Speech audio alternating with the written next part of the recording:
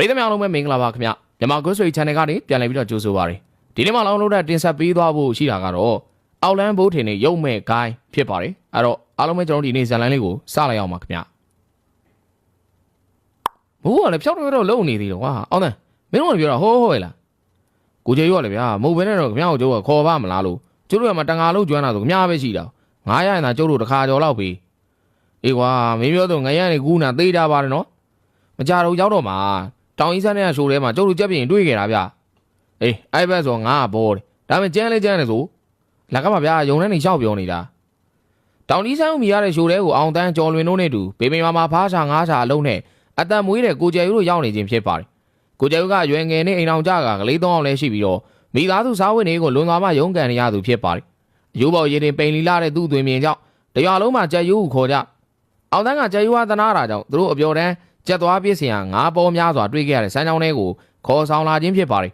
အဲ့ဒီစမ်းချောင်းထဲမှာငရဲအကောင်ကြီးကြီးများကူးခတ်နေတာကိုတွေ့ခဲ့ရတာကြောင့်ကျက်ယူဟာအဲ့ဒီငါးများကိုရသေးခြင်းနဲ့စိတ်နဲ့ယခုလိုညအချိန်မှာမိန်းပြင်ငါးထိုးရန်ခေါ်ခဲ့ခြင်းဖြစ်ပါတယ်ကျက်ယူကမိန်းသွားနောက်မှထားကပခုံးမမထမ်းလာသူကျော်လင်းသည်လဲကြံခုတ်ဓာတ်လက်ကိုထမ်းထားတယ်အောင်တန်းမှာပြရေနံစီမီးခွက်ထည့်ထားတဲ့မီးအိမ်တွေဖြစ်ပါတယ်သူတို့ကစကားပြောပြောနဲ့လမ်းလျှောက်လာမကြတော့အချိန်မှာတော့ဝါးပင်များနဲ့တခြားသောတစ်ပင်များကြားထဲမှာစီစဉ်နေတဲ့တောင်ကြီးဆန်းကိုရောက်လာဖြစ်ပါတယ်ကိုကျဲယူစမ်းချောင်းတော့ရောက်ပြီဗျကျတို့ဘယ်လိုလုပ်ရမလဲအေးစမ်းချောင်းဘေးလမ်းလျှောက်လို့ရတချို့နေရာတော့ရတယ်တချို့နေရာတွေတော့လမ်းလျှောက်လို့မရဘူးအေးကွာမိန်းနဲ့ထိုးမှာဆိုတော့အပေါ်ပဲသွားမယ်အုပ်ဆောင်ပါလားပါတယ်အေးပိုင်မီးမှာတက်လိုက်ကွာအောင်တန်းကိုကျဲကျိုးကြီးစကားတိုင်းသူကြီးလွယ်ထဲမှာမီးအုပ်ဆောင်ကိုထုတ်ကမီးအိမ်မှာတက်လိုက်အဲ့ဒီမီးအုပ်ဆောင်ကြောင့်လင်းအောင်ကဓာမီလာတနေရာတဲကိုလင်းအောင်ကြောက်လို့နေပါတယ်ကိုကျဲကအောင်တန်းလက်ထဲမှာမီးအိမ်ကိုယူလိုက်ပြီးလလက်တစ်ဖက်မှာမိန်းကိုကင်လို့စမ်းချောင်းတစ်ပိတ်ကိုဥစွာသွားလိုက်အုပ်ဆောင်တက်ထွားရင်မီးအိမ်လင်းအောင်အောက်မှာစမ်းချောင်းထဲ၌ငါးလေးများကူးခတ်သွားလာနေတာကိုအတိုင်းသားမြင်နေရတယ်ဒီလိုနဲ့ကိုကျဲကငရံများကူးလူသွားလာနေအောင်မိန်းပြင်ထိုးလေတယ်စမ်းချောင်းစားမှာပင်ငါးတစ်ကောင်ကိုရလိုက်ပြီးတော့ရလာတဲ့ငါးမှာ20သားခန့်ရှိသည်မလို့ဝမ်းသာသွားကြအောင်တန်းကကိုကျဲလွယ်ထားတဲ့ပလိုင်းအားယူလိုက်က